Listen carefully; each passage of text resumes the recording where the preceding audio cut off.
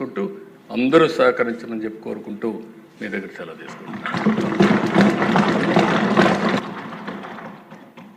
ఇప్పుడు గౌరవనీయ ముఖ్యమంత్రి గారు ఈ చర్చలో పాల్గొనటం ప్రజలకు ఎంతో ధైర్యాన్ని ఇస్తుంది. శాంతి నిన్ననే ఇనాగరేట్ చేశాను శక్తి యాప్. ఎవరైనా సరే ఆడబిడ్డలు ఆ శక్తి యాప్ డౌన్లోడ్ చేసుకుని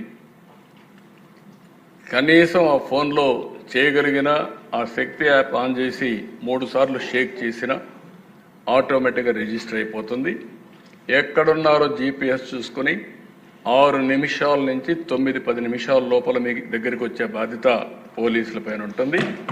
ఒకసారి కంప్లైంట్ చేసిన తర్వాత ఆ అమ్మాయికి ఏమైనా జరిగినా మా పోలీసులు రెస్పాండ్ కాకపోయినా బాధ్యత తీసుకునే అవకాశం పోలీసుల పైన ఉంటుంది.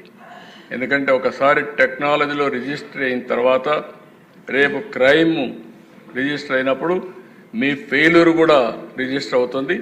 జాగ్రత్తగా ఉండమని మా పోలీసులు కూడా చెప్తున్నా. ప్రజల్లో చైతన్యం తీసుకొస్తాం. చైతన్యం తీసుకురావడమే కాకుండా ఇటు పోలీసులు అప్రమత్తంగా లేకపోతే వాళ్ళపైన కూడా యాక్షన్ ఉంటుంది.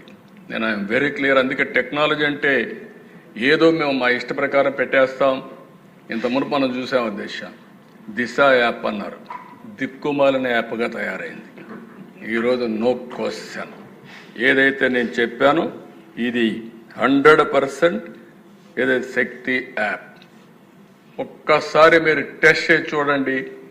ఎవడైనా ఆకతాయితనంతో బిహేవ్ చేయాలని మీరు చేసి చూడండి. ఆడబిడ్డలు శక్తి యాప్ ద్వారా అప్రోచ్ కండి. అప్రోచ్ అయిన తర్వాత 100% యాక్షన్ తీసుకునే బాధ్యత ఈ ప్రభుత్వాన్ని అని చెప్పి మరొకసారి తెలియజేసుకుంటాం. అవేర్నెస్ రావడానికి ఎమ్మెల్యేస్ కూడా మాట్లాడండి. ప్రజల్లో చైతన్యం తీసుకురండి.